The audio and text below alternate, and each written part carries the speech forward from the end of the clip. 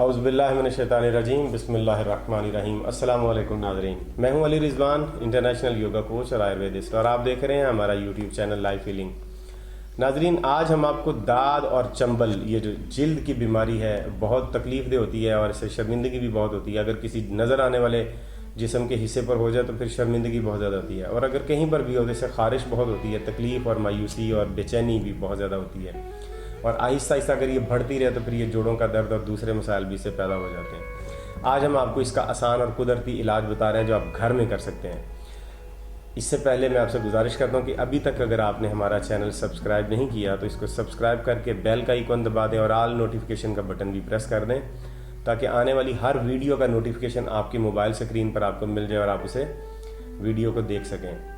अब वापस आते हैं इस नुस्खे की तरफ। इस नुस्खे में आपको जो चीज़ें चाहिए वो 4 चीज़ें हैं टोटल। पहला है गाय का दही आपने लेना है, गाय के दूध का बना हुआ दही, भैंस का दूध नहीं, गाय के दूध का बना हुआ दही लेना 4 सेर।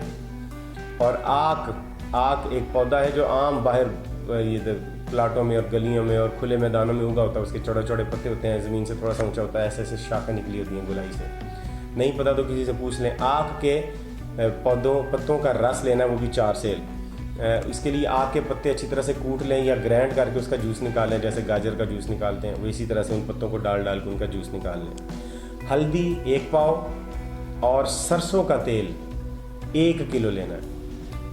अब ये चारों चीज़ें आप मिक्स करके तो तांबे के किसी बर्तन में आपने डालना है जिसको कली की हो, कली के बगैर वाला नहीं होना चाहिए। कली वाले बर्तन में तांबे में डाल के इसे अच्छी तरह से पका दें, या अगर कली ना भी हो तो कोई इतना मसला नहीं, क्योंकि ये खाना नहीं आपने स्किन पे लगाना है। तो इसको हल्की आंच पे पकाते रहें। यहाँ तक आपने पकाना है कि सारी चीज़ें इसमें से दही भी जल जाए, आक का पानी भी जल जाए और हल्दी भी आपको सिर्फ सफूफ ही अंदर थोड़ा सा रह जाएगा।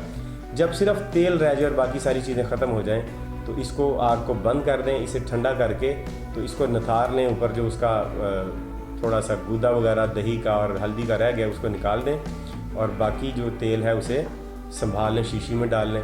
और जहाँ पर दाद और चंबल बनी हुई है वहाँ पर इसका मसाज हर रोज़ करें और 3-4 घंटे के बाद उसे धो दें। इंशाअल्लाह अज़ीज़ चंद दिनों में आपका दाद और चंबल ख़त्म हो जाएगा। उम्मीद करते हैं कि आपको वीडियो पसंद आई है।